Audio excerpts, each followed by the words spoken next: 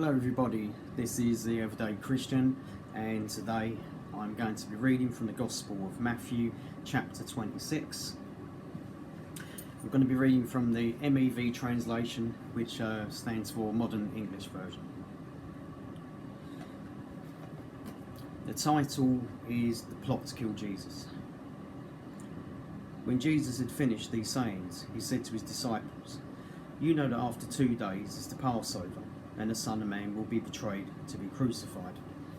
Then the chief priests, the scribes, and the elders of the people gathered in the palace of the high priest, who was called Caiaphas, and took counsel that they might take Jesus covertly and kill him or secretly. But they said, "Not on the feast day, lest there be an uproar among the people." When Jesus was in Bethany, in the house of Simon the leper, a woman came to him having an alabaster jar of very expensive ointment, and poured it on his head as he sat at supper. When his disciples saw it, they were indignant, saying, "For what purpose is this waste? This ointment might have been sold for a large sum and given to the poor." When Jesus perceived it, he said to them, "Why do you trouble the woman? She has done a good work for me. For you have the poor with you always, but you do not always have me. In pouring the ointment on my body, she did it for my burial. Truly I say to you, wherever this gospel shall be preached in the whole world, what this woman has done will be told in memory of her." Verse 14. Then one of the 12, who was called Judas Iscariot, went to the chief priests and said to them, "What will you give me if I hand him over to you?" And they paid him 30 pieces of silver. From that moment he searched for an opportunity to betray him. On the first day of the Feast of Unleavened Bread, the disciples came to Jesus, saying, "Where will you have us go to prepare for you to eat the Passover?" He said, "Go into the city to a certain man, say to him, 'The teacher says, my time is at hand. I will keep the Passover at your house with my disciples.'" The disciples did as Jesus had directed them, and they prepared the Passover. When evening came, he sat down with the 12, and as they were eating, he said, "Truly I say to you, one of you will betray me." They were very sorrowful, and each of them began saying to him, "Lord, is it I?" He answered and said, "He who has dipped his hand with me in the dish will betray me. The Son of Man goes as it is written of him, but woe or sorrow to that man by whom the Son of Man is betrayed. It would have been good for that man if he had never been born." Then Judas, who betrayed him, answered, "Master, is it I?" He said to him, "You have said it." As they were eating, Jesus took bread, blessed it, and broke it, and gave it to the disciples, and said, "Take and eat, this is my body." Then he took the cup, and after he gave thanks, he gave it to them, saying, "Drink of it, all of you, for this is my blood of the new covenant, which is shed for many for the remission of sins. I say to you, I will not drink of this fruit of the vine from now on until that day when I drink it new with you in my Father's kingdom." And when they had sung a hymn, they went out to the Mount of Olives.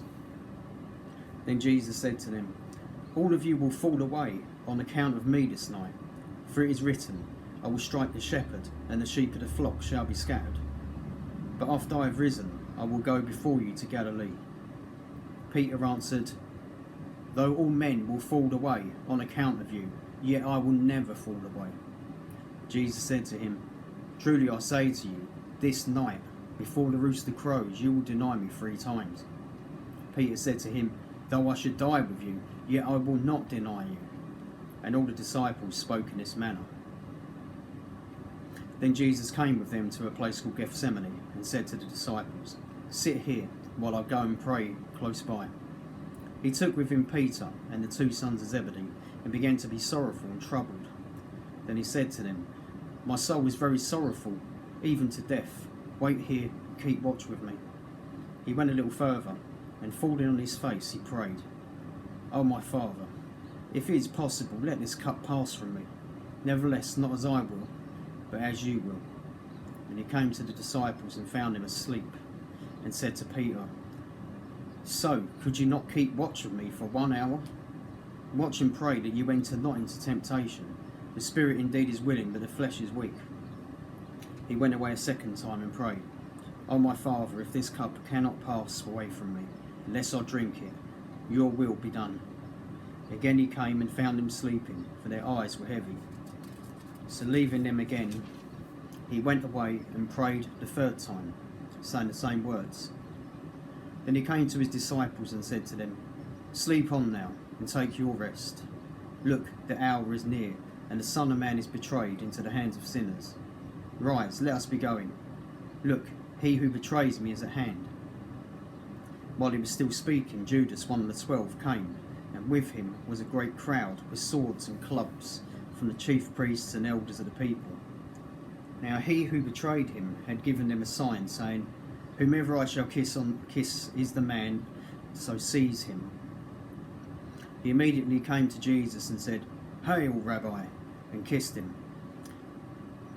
on the cheek. And Jesus said to him, Friend, why have you come? Then they came and laid hands on Jesus and took him. Immediately one of those who were with Jesus stretched out his hand and drew his sword and struck the servant of the high priest and cut off his ear. Then Jesus said to him, Put your sword back in its place, for all those who take up the sword will perish by the sword. Do you think that I cannot now pray to my Father, and he will at once give me more than 12 legions of angels? But how then would the scriptures be fulfilled? That it might be so, that it must be so. At that same moment Jesus said to the crowds, Have you come out as against a thief to take me with swords and clubs? Daily I sat with you in the temple, teaching, and you did not seize me. But all this was done that the scriptures of the prophets might be fulfilled. Then all the disciples forsook him and fled. Those who had seized Jesus led him away to Caiaphas the high priest, where the scribes and the elders had assembled. But Peter followed him from afar to the high priest's courtyard, and went in and sat with the servants to see the end. The chief priests and the elders and the entire Sanhedrin searched for false witness against Jesus to put him to death, but they found none. Yes, though many false witnesses came forward, they found none. At last, 2 false witnesses came forward and said, This fellow said, I am able to destroy the temple of God and build it in 3 days. Then the high priest stood up and said to him, Do you answer nothing? What is it these men testify against you? But Jesus remained silent. The high priest said to him, I adjure you, or command you by the living God, tell us whether you are the Christ, the Son of God. Jesus said to him, You have said so, but I say to you, hereafter, from now on, you will see the Son of Man seated at the right hand of power and coming on the clouds of heaven. Then the high priest tore his clothes, saying, He has uttered blasphemy. What further need do we have for witnesses? See, now you have heard his blasphemy. What do you think? They answered, He is guilty to death. Then they spat in his face and struck him, and others slapped him with the palms of their hands, saying, Prophesy to us, you Christ, who is it that struck you? Now Peter sat outside in the courtyard, and a girl came to him, saying, You also were with Jesus of Galilee. But he denied it before them all, saying, I do not know what you're saying. Then, when he went out onto the porch, another girl saw him and said to those who were there, This man was also with Jesus of Nazareth. Again he denied with an oath, I do not know the man. And after a while those who stood by came to Peter and said, Surely you also are one of them, for your accent betrays you. Then he began to invoke a curse on himself, and he swore, I do not know the man. Then immediately a rooster crowed. Then Peter remembered the word of Jesus that he had spoken. Before a rooster crows, you will deny me 3 times. Then he went out and wept bitterly. That was Matthew chapter 26. I think it's self-explanatory for what you can see for yourself, so we'll leave it there.